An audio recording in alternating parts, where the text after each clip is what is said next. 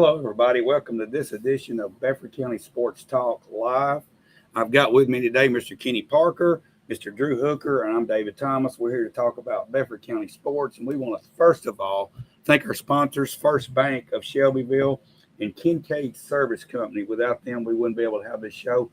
Two solid businesses in our community, both on Madison Street. Been doing business with both of them for a good while now, guys, and they're some good folks to do business with. Kincaid's been here since I've been alive. And, I agree. And First Bank is a newcomer to the town, but they've been around about 20 years now. And Brent Kennedy, went to high school with him. Great guy. He's president down there, and we want to thank those guys for stepping up and being a sponsor. Guys, had a little bit better week this week than we did last week. Yep. Mm-hmm. Bedford County overall went 2-2. And since Mr. Hooker is here, you're on the Cascade staff. We appreciate you sitting in today and talking some football with us. Let's go to the Cascade game Thursday night. Y'all pulled out a win, 21-14. Tell us a little bit about how y'all prepared for that game and how it played out for you. Well, I think practice was much better the week leading up to that. I think that the team got the message after Richland that we were making just too many mistakes. We were putting the ball on the ground, too many penalties and those type things, and we had just – it was really 3 great days of practice. It was a short week, so it kind of changed up our practice schedule a little bit, being out of school. We practiced in the morning, and so it was a little cooler. And so I think for them, they really responded well from a really good week of practice. You could just see the tempo was better. I feel like the mistakes were limited in practice, and I think that translated over to the game and being able to finish that one successfully. So. Talking to some of the players during the week after the Richland game, I think they were sort of embarrassed about their performance and the way they handled themselves at Richland. Disappointed, I guess, more than embarrassed, knowing they can do better than that and should do better than that. And I really expected them to come out and have a better game. We started a little slow, but Huntland had a lot to do with that. Those young men, they play hard. They get after you. But, I was proud of the guys. Well, Huntland was a great, very well-coached team, and you could tell that. Traditional wing tee just kind of looked really, really good with their movement, being able to hide the ball. So I think defensively it took us a couple series to really figure out how to stop that. And then offensively, on our first drive, we kind of stumbled a little bit on a miscommunication between bringing somebody in motion or not. We resolved that really quickly. And then after that first drive, I think we really tried to figure out how, we could move the ball and how to be successful with that. So Huntland does a good job with the wing tee. They probably given up 100 pounds or better a person up in the line. I doubt very seriously if they had many offensive linemen weighed over 200 pounds. But that's the good thing about the wing tee. Wing tee, you don't have to blow people off the ball. You just got to be able to shield people. Yeah. And your backs have to be able to run off the block. Right. A lot of times we'll get a good – I saw it this weekend in college football. You get a guy execute a block and the ball carrier – misreads an assignment and goes the other way, and the guy makes a tackle. Looks like you don't have any blocking, but it's the ball carrier's fault because it didn't. Huntland does a good job of that. And how many teams have y'all faced this year with the wing tee? Did Moore County run the wing tee? No, Moore County is a spread team, and then Richland, they run multiple sets. So they'll get down how many times will you see the wing tee this year? Probably 3 or 4 times. Yeah, you're gonna see a couple more. And that's the thing, you're gonna see it more in single A ball because you don't have usually the bigger linemen and all like that. Yeah. So, and there's good and bad about it. And I told Coach Hooker I was gonna say there's good and bad about having big offensive linemen. Yeah. When you have big offensive linemen, you expect to move people off the ball. But here's the thing. If your big offensive linemen don't move people off the ball, they're plugging the hole. Yeah. So, and that's what's happened to us a few times here lately is our big guys ain't moved people off the ball, and we ourselves plugged the hole. Yeah. Let's talk about the first half. Okay, just tell us kind of how that played out. Y'all were down 14-7 at halftime. Yeah, so we kind of came out, like I said, slow on offense and defense. And so with that, our second drive that we got the ball, we really started focusing on the run, and then how to throw off of the run. Sawyer Lovern and Damian Byford had some great runs all the way down. We also, in our offense, we try to spread people out to be able to run the ball. Right. And so with that, we threw some screen passes to Saban Burris, and it really moved us down the field. And it was capped off at the very end with a 27-yard run by Sawyer. And that was on a belly play up the middle. And the thing with him is he just kept his feet moving.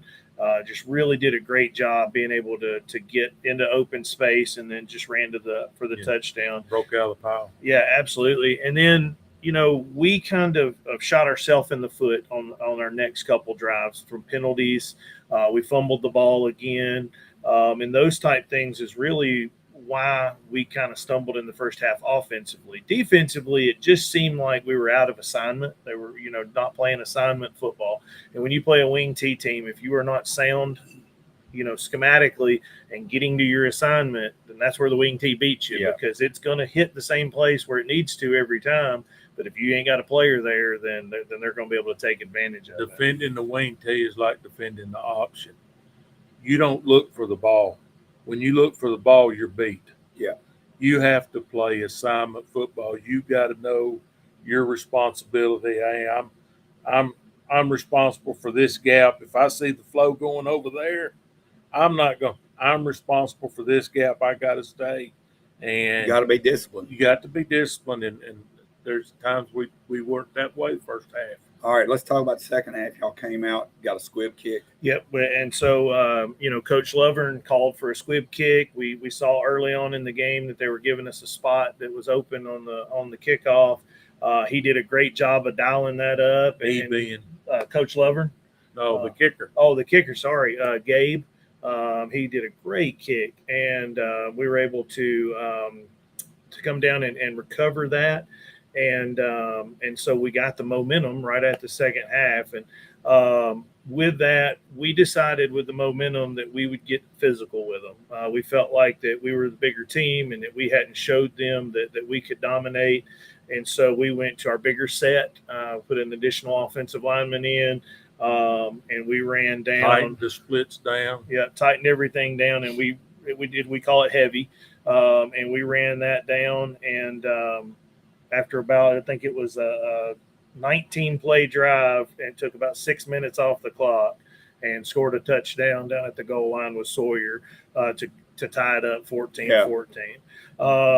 After that, we were able to kind of just focus off of that. Sawyer kind of got gassed a little bit in the third quarter. We went back to our base offense. Well, with that, we got some really good runs by Damian Byford, the quarterback. We were able to spread it out to Saban Burris for some screen passes.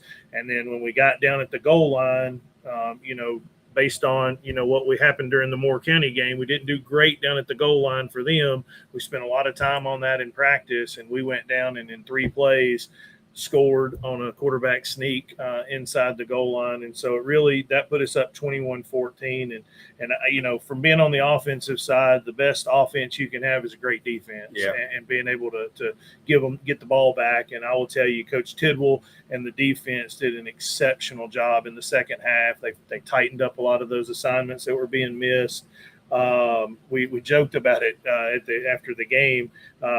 Coach Tidwell started off in the box, and he's been wanting to try to get himself in the box because he can see it better, see the field better, and then send the call in. But after that first series, they didn't do real great. I looked over, and Tidwell's on the sideline, and he come back down. And so, but they did a great job in the second half finishing it out.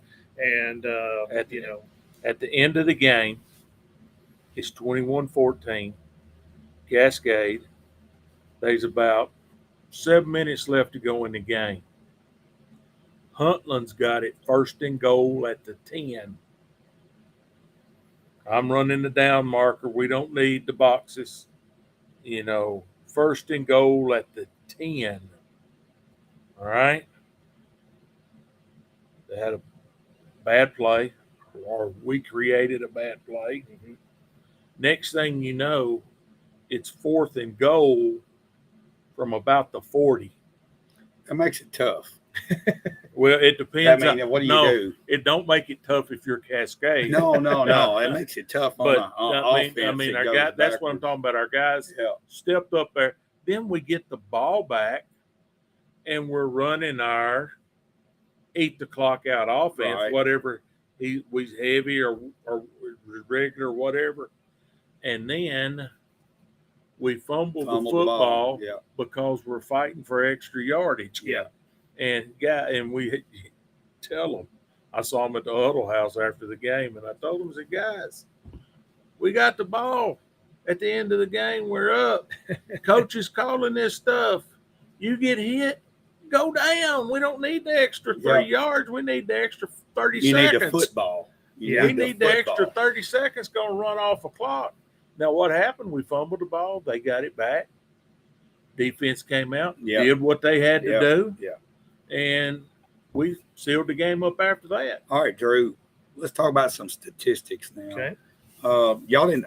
It doesn't sound like you had to throw the ball very much. No, we most of our throws were in the screen game. We did have a long pass that we attempted in the first half that was just inches away from Saban Burris. It would have been about a 45-yard pass, and it just timing didn't work out. It was just a little bit outside of his reach. But beyond that, we really didn't have to. So, Sawyer Lovern had 28 carries for 174 yards and 2 touchdowns. He was really our workhorse for the night.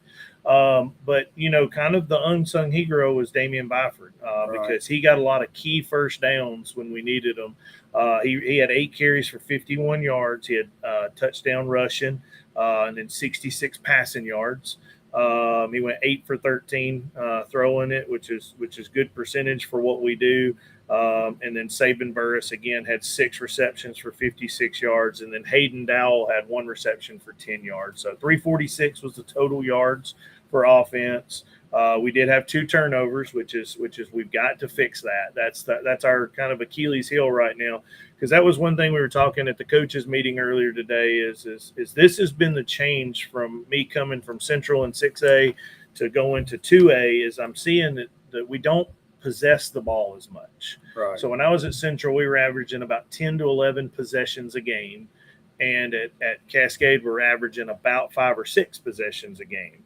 And so what that means to me is when we have to punt, that's taken away a huge opportunity. At Central, it wasn't as big as an issue because we usually got the ball back pretty quick. Right. But because we're playing teams that do run the ball a lot, there at Richland at the end of the game, we had 6 minutes to go and we had to punt the ball to them. And we were thinking, all right, the defense comes in, makes a good stop, we can drive down and tie it up. But we never touched the ball again. They were able to drive down and take 6 minutes off the clock. And so that's been the biggest key is being able to hold on to the ball, because every time we fumble the ball and do a turnover, that's taken away one of those 6 opportunities we have to score. Right. And once you start condensing the game like that, if you're not on top of your game defensively then it's hard for a team to catch up when you're only touching the ball 6 or 7 times. Well, it goes to the style of offense. A lot of the smaller schools run that eat the clock, control the ball, and you get less possessions. Well, y'all ended up getting your first win, and I know everybody's glad to get that under your belt so we can move forward to next week, and we'll talk about that one in just a little while. Okay. We're going to dig into that game toward the end, but let's shift now to Central. Friday night, Central hosted Coffee County. Coffee County last year had a really good team.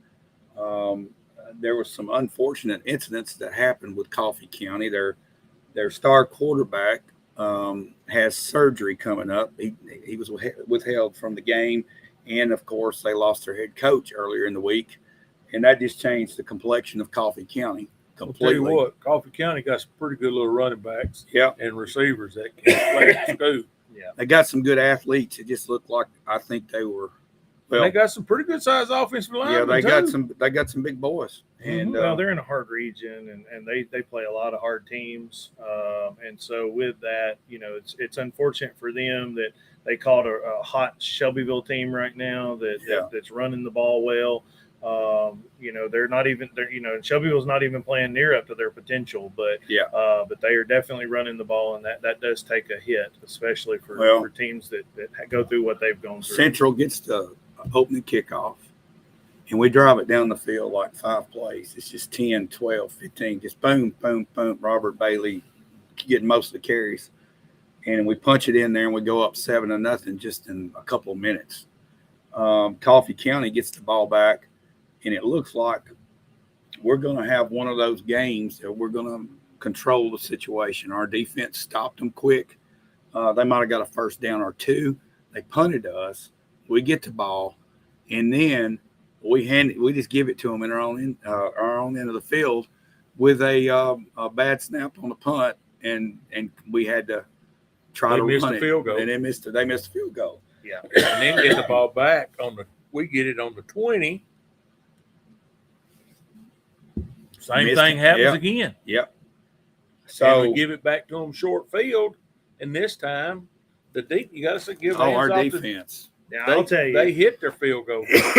McBee and Lover in there in the middle, they are just exceptional. I got to see a little bit of it, and I think that they just stood out to me because they were able to kind of contain it, because the offense and special teams did not put them in a good spot. Yeah, I'm gonna tell you, I know very few of their names, but I don't forget their numbers. The defensive lineman number 58, Tarvis McClain. He is a player. Came on something. Yeah, he did. Something clicked in his box the other night, and he was after it. Radon at nose, he played well too. Yeah, they've been, getting the addition of Radon. Tarvis has grown up very quickly in a couple years, because when he first came there, he asked for 58, and getting the number 58, that's a big number to live up to. That's David Trollinger's old number. Yeah, it's also Gary. Gary Smith. Yeah, Gary. Yeah. He played well last night. By the way, how for did he get to see it, man? Yeah. It was late. He played well, but the thing is that D line, along with those linebackers, that's going to help them going through this season. If they can clean up the mistakes, the punting the ball, the fumbling, if they can clean that up, this team is built for a playoff run because of the being able to have a good running game and being able to stop the run. Hey, no, there's no doubt. The biggest thing Sheffield's got to work on right now, they're getting better. Offensive line's getting better. Receivers are good. Running backs are good. Quarterback is making pretty good decisions. Defense is playing pretty well.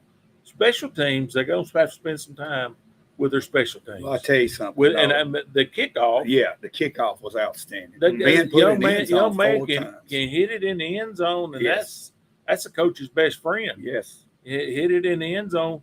Then you can, if you got a guy that can consistently kick it in the end zone, you got a chance to rest some starters over there and give them some blows so they don't have to run downfield and cover. Well, I thought the offense put pressure on our defense there early to where we had to make stops, and we kept them out of that end zone.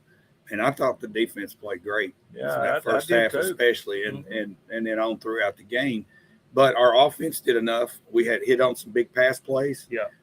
And I think a lot of that was there all night. But our running game, if we keep clicking on our running game, I think we can go have pretty good success this year. The thing about when you hear Sheffield play Coffee County and you're going, well, your defense, you think Coffee County is maybe not as athletic.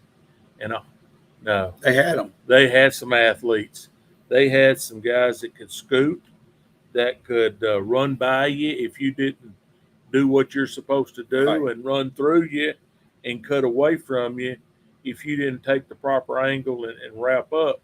The defense played well. Yeah, they did. Yeah, you talk about that passing game. I was lucky enough in the spring to coach Nathan DeLauder, and Micah, and a lot. We did a joint 7-on team, and I'll tell you, I was very blown away by the maturity of Nathan DeLauder, and he's good leader. He knows where his limitations are, but having number 4 out there, that's special. He's by far probably one of the best players I've ever been able to coach. I mean, he's got the talent, he's got the speed, he's got the size. He was able to take a long throw down the sideline for about 40. I think he got took off. I think he got tackled at the 5. He took, That later. just goes to show you what kind of athletes they had when you catch Yeah. him. Yeah.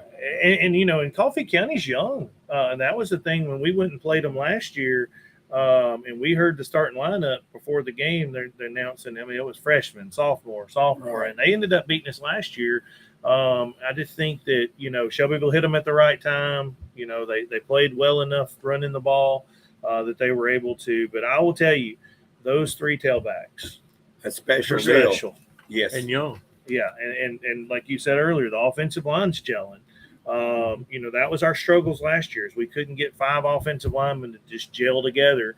But I will tell you, with the addition of Micah Spence at the right tackle position, Matusik that plays center, He's solid. he is, and he's more at a more natural position. He played Right. guard last year.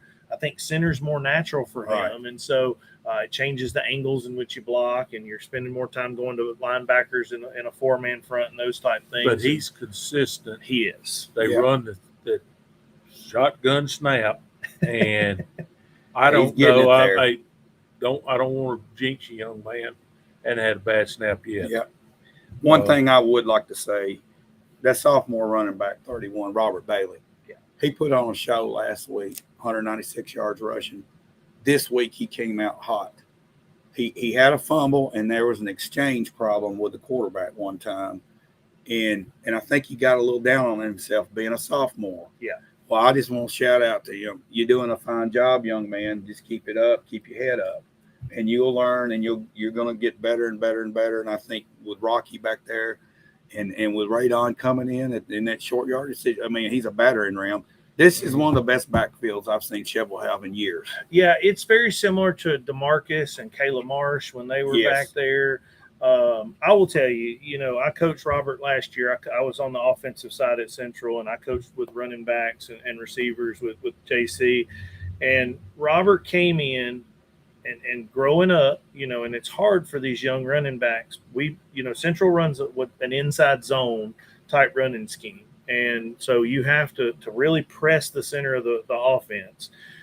Well, when you're in Little League, what do they tell you? Fast guy, get outside. Yeah. Then you go to middle school, get the fast kid, go outside. So forever he had been told, just run outside. Get outside. Well, the problem is when you go play Coffee Counties and when you go play Tullahomas, You ain't getting outside. you ain't getting outside because they've got Right. just as good athletes. And so he had to learn, and last year was really a learning year for him, how to press the center and then make your cuts off of that. Well, he didn't do that real well until late in the season last year, and that's when we kind of got on a real roll toward the end of the season. Now, I'll tell you, going and watching that first game against Siegel, watching him go into these other games, he's figured it out. Yeah, he's getting better. And he is a player no different than everybody else. And I have to remind myself, we've got the young quarterback and he's playing some running back for us. Sometimes you forget they're 14 and 15 years old, and it's easy to kind of get down on yourself. But I will tell you, Robert may be one of the most talented players that's ever come through here. He's got a lot of talent. He is an exceptional kid. I loved coaching him. He always was yes sir, no sir, and just a really respectful player. I know his dad's done a great job with him. The thing is we have with him. He's just got to understand when you make a mistake, you got to have that short memory and get back out there. So I think he got down on himself a little bit, but I think those teammates come around. Some of the older guys step up, and I want to ask y'all this. I know with the spread offense now, which is just taking over high school and college football, you don't get in that huddle near as much as you used to. Cannot stand that. And that's a time after a fumble or having that camaraderie in that huddle, having somebody pat you on the back, pick you up right after it happens. Hey, shake it off.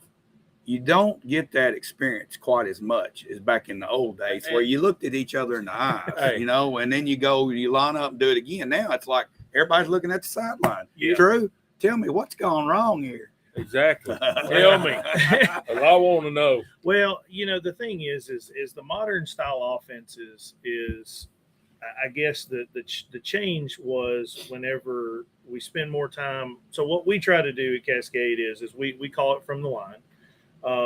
We use bands, and so it allows me to have multiple options to be able to send in at any point. And we try to see how the defense lines up. And once we see the defense line up, then we send the play in. Right. Because then we have an idea where their weaknesses are. And, and the offense is not that much different in the thought process to the old wing tee and some of the old I formations. It's all about misdirection. It's all about movement, but we do it with motions. We move people around because, whenever you line up and a spread guy, I learned under Palmer. I learned under a lot of different coaches on the spread. And the whole point is you've got to, when you go to move people around, you have to have 11 teenagers make a good decision. Hey, you got to cover the whole field. Absolutely. You got to defend the entire field. There's no defending half the field anymore. And so that's kind of the thought process behind it, and going fast because. But let me ask you something. Here, can you have a 3-second huddle? Just Just 3 seconds. Those sugar huddles. Hey, guys, let's get it. Let's stop. Listen. You give each other a pep talk. That's the difference between today's philosophy and and Parker's philosophy. I know. Hey, my philosophy on offense, we going to huddle, and we going to run it right here. Stop and it. ain't nothing you going to do about it. And we going to get 3 or 4 yards, and we going to play first down to first down. Yeah. And what did you say y'all did coming out in the second half? You pounded the rock. You didn't let them have it. Mm-hmm. You ran time off the clock. And here's one thing, I ain't real smart, but if I got the football and you don't, you can't score. Exactly. You can't score. Here's one thing. And When we're going to communicate with each other. When you do get in that position where you're going to pound it, the other team knows you're going to pound it, and it's just mano a mano, is a huddle a bad thing at that point? No. I mean, and when they know they ain't nothing they can do, I know. It's demoralizing. Exactly. Yeah, and we call out the play, and they knew we were running the same. We ran the same play several times in a row, but we still line up and we still look at them and do all this stuff on the sidelines. Well, we do have multiple plays out of that. And so, but at the end of the day, it's Coach Parker, he had great success under that. I think ours is not too far from it. We run the gun wing tee. It's just it's slightly different. All right, here's the next phase. I predict everybody will have their phone on the field. Let me tell you right Y'all now. Send the play into Did them. you watch the Alabama game last night? I looked at some of it. All right. Yes. Did you see the stats? No, I didn't. They showed the national stats. People are getting away. They're starting to get away. Get back to the old school. Now here's what. Why was that spread offense so good? Because everybody else was in the pound stuff. Right. Yeah. It just changed. The colleges, they're not recruiting the 230 to 250 pound middle linebackers. No. They're recruiting those that can run. So you know what? If they're going to recruit those that can run, we're going to play some pound. Yeah. And now in high school, you can't do that. In high school, some coaches will say, you see what your talent is and you make your philosophy fit with your talent. Yeah. Okay. I agree with that to an extent, but I give Huntland the credit. They hadn't changed what they did since Coach Bob and I coached against each other, and they're pretty successful with it. Now, when they get those better athletes, do they change what they do? No, they're just better at it. All right, now let's go ahead. Cheval won that game, 38-17. They go to 2-1. We're going to come back and talk about the region stack ups for Cascade and Shelbyville, but let's move to community. They traveled over to Chapel Hill. No, they played at home. They played at home against Forest, and had a rough night. Bad, rough. And let's just talk just a minute about community. Community is basically freshman and sophomore. Yeah, with a couple of juniors and a couple of seniors sprinkled in.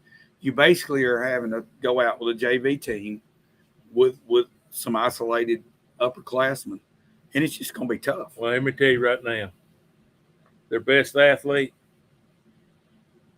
is not going to be utilized much because if he's not running quarterback, he's not getting his hands on the ball. And he's not a quarterback, but he has to. And Yeah. You got to play not to win. It's bad to say. You got to run an offense that you try to play keep away. Yeah. And keep away.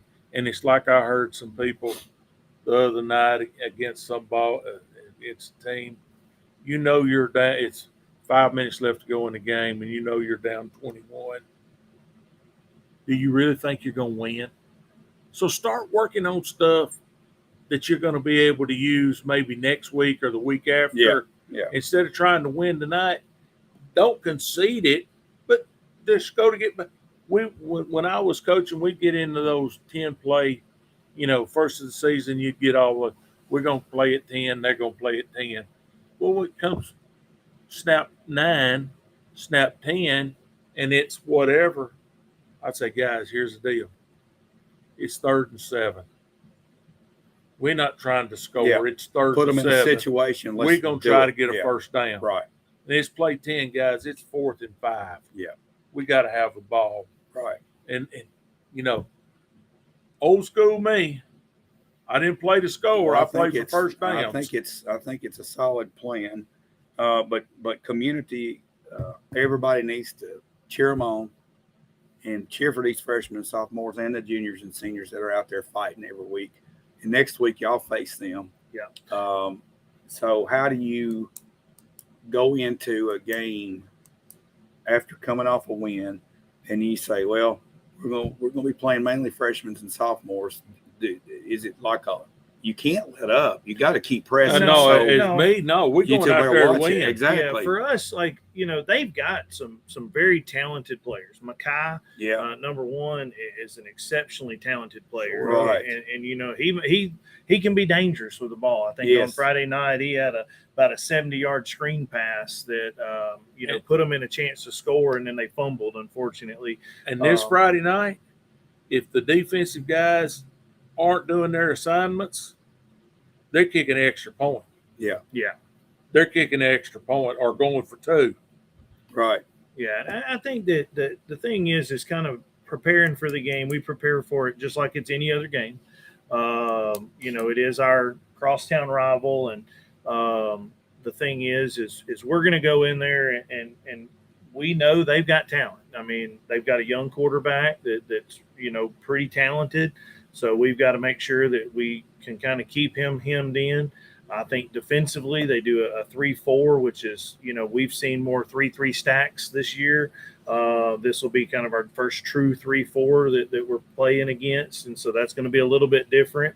So I think there's a lot we can come out of this game. I think for us, it's going to be able to identify a little bit more of our depth, being able to identify, because Sawyer, we've got to be able to have that other alternative. Right. We can't just give it to him 40 times a game. Sometimes we might need to give it to him 30 times a game and then spread that ball around to and others. then give it to somebody else some other 10, 12 times. Yeah. And so the thing is we've got to come out of this game being able to come out healthy. That's going to be the number one thing. But beyond that is to be able to refine, make sure that we're building on our offense.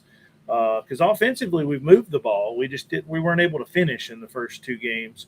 We were able to do that Friday night, and I just think we just got to keep that going. Right. But like I said, I mean, there's some good athletes over there, and we've just got to make sure and not allow them to get something cheap on us. Right. A screen pass that goes for 70, things like that. I think from the offensive standpoint, we've got to play good assignment football. We've got to be able to run our base offense, nearly perfect. And that's where we've got to come out of this is being able to just kind of build on our base. No turnovers and penalties. Yeah. Penalties in a community game are always up the roof because you got guys that are right here. They're buddies. Well, I don't know that some of them might be buddies, but some of them might be. Well, I know. They may not be buddies. They want to chat. Yeah. They want to chat it up. So, and you've got to make sure as a coach and as a player, you're coaching your kids to keep the mouth closed, go back to the huddle and play the next play Yeah. because the second man's going to be caught. Every time. And a lot of times we don't do a good job with that. Yeah. And a lot of times people stoke us because we know we're going to do something that's not smart. Yeah. Let's talk about this element. Is there ever really a home or away advantage in a Battle of Bedford? I mean, you got people coming from both schools going to wherever. You're going to travel out to community. Yeah. I know it's a different field, but you're still in Bedford County, and you're going to have your fan base there. Well, you might, but it's a different field. It's a different field. Different. Well, You're there's going some into a different preparation. locker room. Right. You're getting on a bus. You know, a lot of times a bus ride's not a bad thing. I'm seriously, a bus ride's not a bad thing. It gets your kids to start getting their fight mind. But you're going to dress in a different locker room. You're going to go to a different place. Yes, there's some definite advantages to being on field. Now, here's the thing. It's a county rival. Yep. Coached in it before. You're going to be there to represent your school. Yep. Your half of the county. Mm-hmm. Now, you're going to represent on every play in a good way or a bad way. And after the whistle's blown, it's either still going to be a good way or a bad way. Well, I'm anxious. You've got to be the one to be there. And you know, everybody in the county, there's going to be a lot of people in the county. Chevel's going to be on the road. Yeah. Chevel's got to go to Columbia. So horse show's gone. So you know there's going to be people to watch. There'll be a big crowd there. There's no doubt. Yeah, So, preparation is just the biggest difference between a home and away. I like a home game because, you know, my office is there. I got all my stuff there. Yeah. I got everything I need. You know, I don't, there's a lot easier. But then when you're going away, you know, did you get everything? Did you make sure it's in the bag? Jake Tyre. Jake Tyre, the man wants to speak. All right. He says ball security and penalties will be emphasized. Yes, I sir. bet they are. Thank you, brother. You know me. You go back and look at my teams. We played better on the road. Mm. We All played better on the road. Sometimes less distractions. Yes. Yeah. All right. So we got that taking place. Let's move to Webb real quick. Mhm. Webb had a tough game. Franklin Road I Academy, knew that was going to be a tough South Nashville, Yeah. 51-21. Yeah. They are playing in a tough middle Hey. region. Here. Webb is sort of like Cheville once they make a playoff Yeah, in 6A. in 6A. In 6A. Yeah. They moved away from the little schools. Now they're playing against the bigger schools, the FRA. I got Pope John Paul this week. They got CPA in a few weeks. They got DCA. They got those bigger schools that play well. And to be honest with you, are at a total different level than Webb Yep. is right now. Nothing against Coach Gay. Oh, Does a great job. He's a good coach. You got some good athletes, Yep. but you know, he may have 3 coaches. Yeah. And he's FRA got is going to have several coaches. low numbers. Yeah, Well, 30 depth kids. Depth is hard for him, and Yeah. you know, and one of the things I learned about Webb that I wasn't familiar with is those kids don't come in until late. No, in they the don't get summer. it. That's right. Yeah. And so they have They to have do to- almost They're a like big 2 boys weeks school. and then start playing. Catch up. Sure. So it's like third week of the I mean, year till we- they've had the same amount of time as everybody else. We has. and it hinders football. It don't hurt basketball. It No. doesn't hurt soccer. It doesn't hurt lacrosse. It doesn't hurt baseball. But you know, they getting them from Canada. Yeah. They get from football starts early, Mm-hmm. so they don't have that off season with them. All right, let's take a break right now and talk about our sponsors again. First Bank here of Shelbyville. We appreciate them being a sponsor of today's show, and also to Kincaid Service Company. Go up there and see the fine folks at Kincaid. If you have any needs for appliances, they got furniture. They got a little bit of everything. TVs. Electronics. They've got it all. And go check them out up there. And we appreciate these guys sponsored. Let's go back now and talk about Cascade's region situation. What we look like there. Who do you see as the favorite? Marion County is in Marion the lead County's right now. probably the favorite. I mean, Fayetteville's always tough just because they have a lot of athletes. Forest, right down the road, they're sitting at 2-1 right now. Cannon County is also in our region, but Marion County really is probably the most talented right now. I think they've scored somewhere in the 85 or 88 points for, and then I think they've only given up a little over 4 touchdowns. So just Marion, we'll go back to my days at Sheppel. We know Marion County is a tradition-rich football program. Yep. They play football. My last years at Sheppel, Marion County, were coming off a back-to-back, playing for the 3rd state championship. They're still doing that. They're down there in them in South Pittsburgh, same area. Marion County plays. Well, you gotta like football. your position here. I think that I agree. You've got your mojo back. Yeah. And you got to think you're going to build some momentum over the next couple of weeks. More games. Yeah. Got 2 more games. And then when you get in the meat of that schedule, it's going to start playing out. So you got to like your position. Well, I do. Well, Fayetteville and Marion County are our last 2 games of the year, which I think that's going to line up really well for us. Community week and Forest week, they're going to line up really well in the middle of the season here to kind of get us back refocused. But I'll tell you, the thing is they're going to be tough at the tail end of this year. There's a lot of good athletes, and we've just got to be the more physical, dominant team that makes the least amount of mistakes. And I think, Coach Tyre said it there. Yeah. We've got to fix mental mistakes on penalties, and we've got to quit putting the ball on the Well, ground. what you got to do, you got community this week. You got Watertown next week. Yeah. You got to work on Cascade. Yeah. You got to work on Cascade. You got to work on we talk about these little things. You guys got to know that, this worked last week. It's got to be better this week. We got to keep building. We can't be satisfied with what happens. We got to keep building. Absolutely. Okay.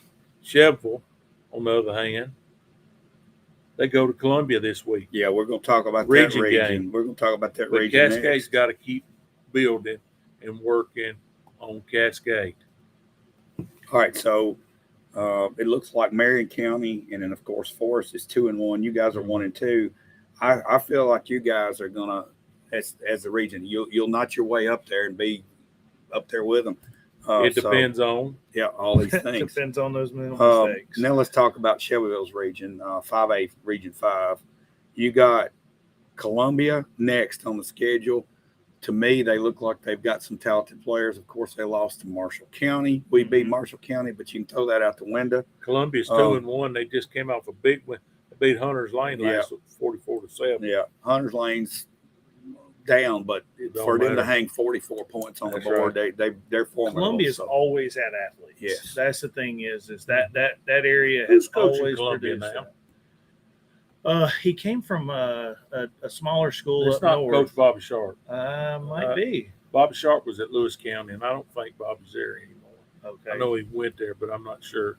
All right, But well, Columbia, I'm going to tell you right now, Gary, I may go off record right now. I'm going on the record. This game next week for Sheppel could very well. it's good. Who's the top dog in the That's district? what I'm saying. The region. Who's the top it's dog your in the region. district, region, whatever? Yeah, I think you got Franklin County sitting at 0-3. They've played some tough. They've played some tough teams. Lawrence County they're 2-1, but they've played some single A and double A teams. Lincoln County's 1-2. They're down. Spring Hill's 1-2, and then Tullahoma's 2-1. Tullahoma beat Coffee County 16-0. So you got to think that Tullahoma's up there right around under Columbia. I think it is. I think it gets down to us in Columbia. Yeah, and in this Bobby region. Sharp did resign last year. It's Tredarius Goff is their head coach. I didn't say where it's coming from. But I will say, for Sheppel, here's the deal. This week, it's Columbia. Yeah. It's a big game. Now, you win this game,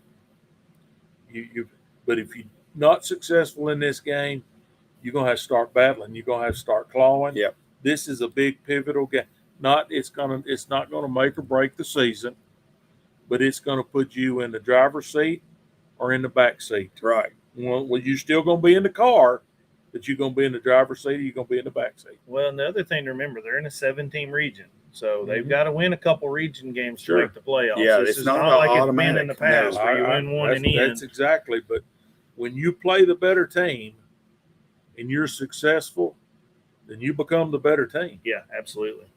Well, guys, we need to wrap this thing up. We have gone overboard a bunch. Well, So- before we wrap this up, I've had a lot of people come to me and ask, we are having a hunter's education class. Oh, yes. In class, not you can go online and do hunter's education, but we are having a hunter's education class. I help teach it. Brother Larry Thurston's in charge of it. It's September. It's the week of September the 18th. We're going to have it at War Trace Baptist Church. Monday, Tuesday, Thursday, Friday, 6 to 9. Friday's usually not as long. On Friday, we take exams. They shoot, but there's a definite advantage of having hunter's education in class than online. You'll get a book. You'll get to see. You'll get to put your hands on and all. In order to qualify for that, you need to be at least 10 years old and older. It's free. And go to TWRA Hunter's Education class and make sure you hit the one. You look for the one that says in class, not online, and go there, scroll down, September the 18th.